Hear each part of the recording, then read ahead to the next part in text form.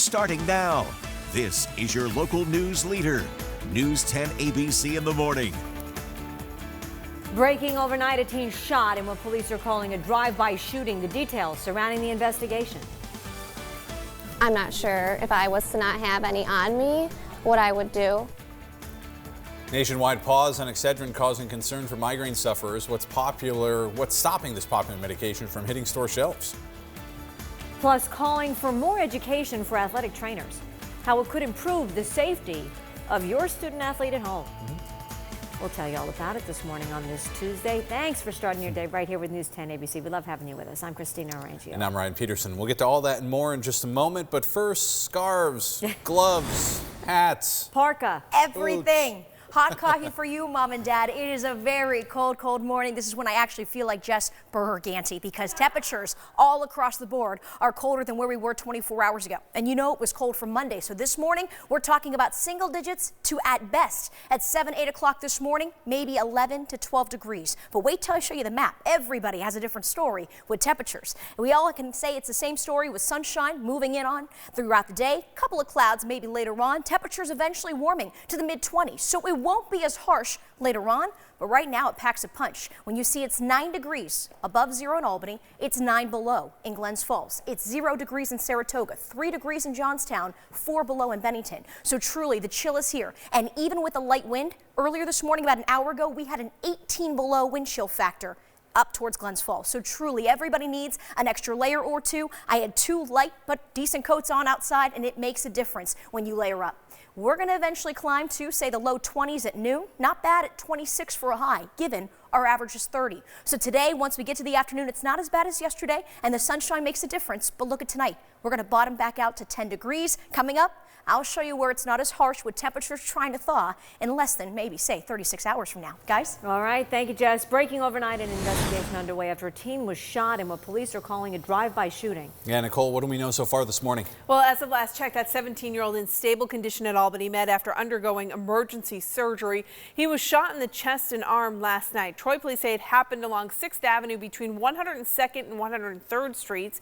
2 teens were walking last night when 2 rounds were fired from a dark-colored sedan. That's according to police. Both rounds hitting that 17-year-old. His friends saying that they ran into a nearby alley after the shots were fired. The teens do not believe that they know the driver. As of right now, police don't have any other details or any suspects. Stay with News 10 both on air and online as we work to learn more. Ryan? All right, Nicole, happening right now, a nationwide pause on the production of Excedrin, the popular medication meant to help those with migraines. Yes, our sister station in Syracuse confirming this as pharmacies start to run out of Excedrin. GlaxoSmithKline, the makers of Excedrin, says the Kaplan gel tab forms of Excedrin Extra Strength and Excedrin Migraine are temporarily discontinued due to, quote, inconsistencies in how they transfer and weigh the ingredients. Less popular tension headache and PM options, as well as other brands or generic forms, are still available. One woman says Excedrin has helped her battle her migraines for years. I've been suffering for about 10 years. I've gone to the doctors. I've tried prescription meds. I've tried Botox. I've tried medical marijuana, and I still end up going back and taking Excedrin. As of right now, no date set for production to resume on Excedrin. And happening now, New Family Health Center in Moreau is accepting its first patients. The Hudson Headwaters Moreau Family Health Center off of Route 9 in Gansevoort opening the doors just yesterday. It includes 18 exam rooms, 2 procedure rooms, and a behavioral health room. It will also house medical imaging and lab services for Glens Falls Hospital. Pharmacy will be included at a later date. Happening today, Governor Cuomo will be unveiling the executive budget for fiscal year 2021.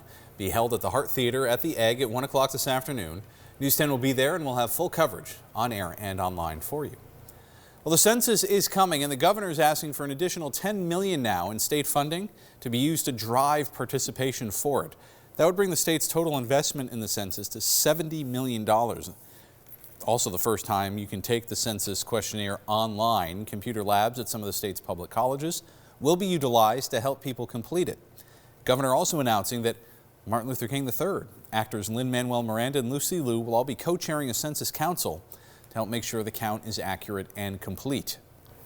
Our new census information webpage is available in 103 languages to ensure every single New Yorker no matter where they're from or what language they're comfortable in, can access the information they need about the census. Part of the state budget that will be announced today is going towards the census efforts. Happening in Massachusetts today, Governor Charlie Baker will deliver his annual State of the Commonwealth address. He's expected to touch on the growing challenges in the Bay State. He'll deliver the address at 6:30 this evening at the Massachusetts State House.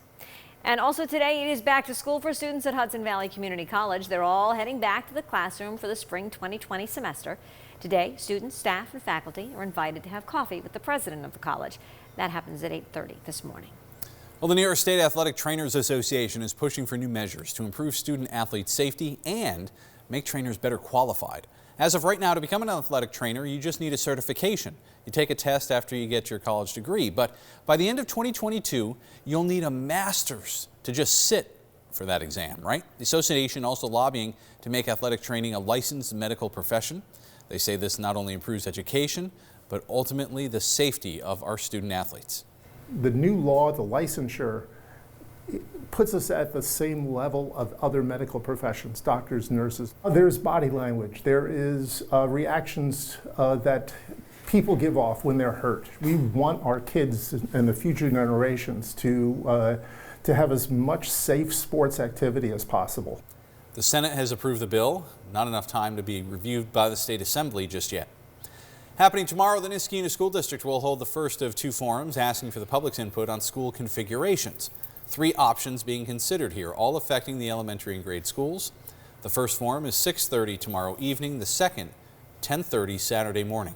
6:36 right now. Another New York Senate Republican says he won't run for re-election. Senator James Seward is from leatherstocking country, south of the Mohawk Valley to the Finger Lakes. He says his ongoing fight with bladder cancer was behind his decision to retire. He's been in office since 1986, and that makes 9 Republican senators who have decided not to run for re-election. Republicans lost control of the state Senate in 2018. Seward saying in part, quote, "As I wrap up my Senate career, I will continue to focus on the issues and concerns people express to me every day, and I look forward to a few additional success stories." He said the decision was not related to party control of the legislature. Amtrak is apologizing to a prominent African-American civil rights attorney who says she was asked to give up her seat on a train. Sharon Lynn Eiffel is the president of the NAACP Legal Defense and Educational Fund.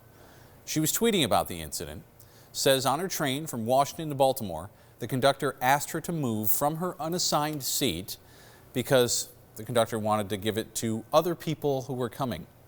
Eiffel refused and noted that it happened on Friday on what she called the eve of MLK weekend.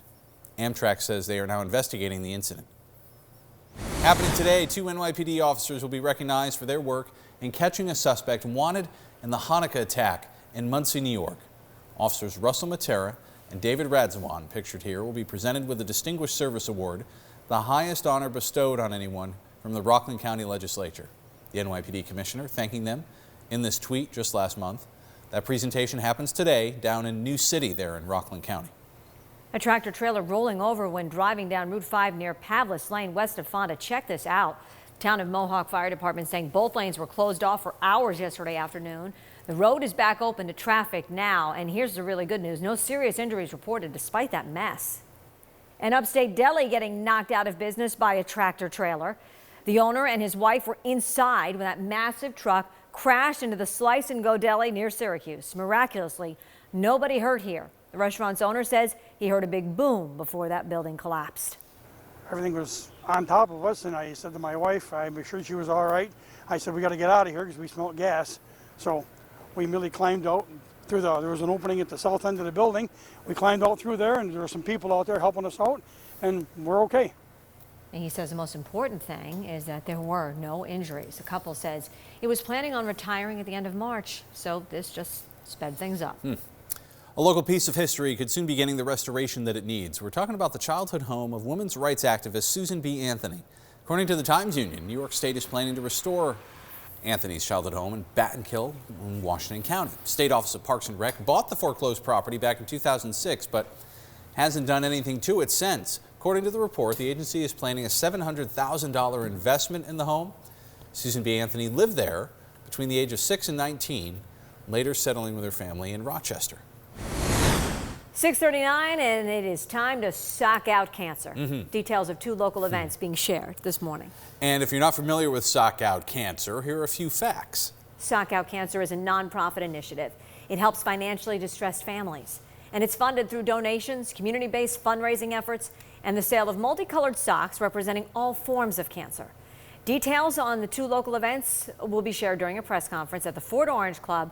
That's in Albany later this morning, and we'll be sharing those details when they come in.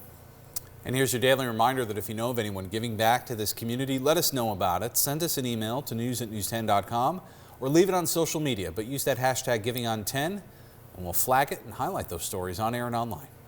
6:40 right now, using a close call as a safety reminder for everyone. Yeah, local man dropping through shallow ice, rescue squads asking you to think twice before you head out there.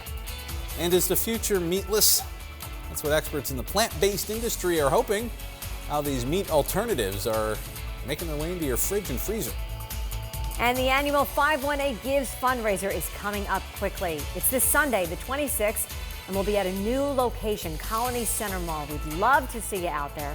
Join us on Fox 23 from noon to 7, and we hope you can help us out with it. And a quick look at the roads here. Northway by exit 12 up near Malta as the horizon starts to lighten up here. Smooth sailing traffic-wise at the moment, but again, warm up that car. Chilly start to this Tuesday.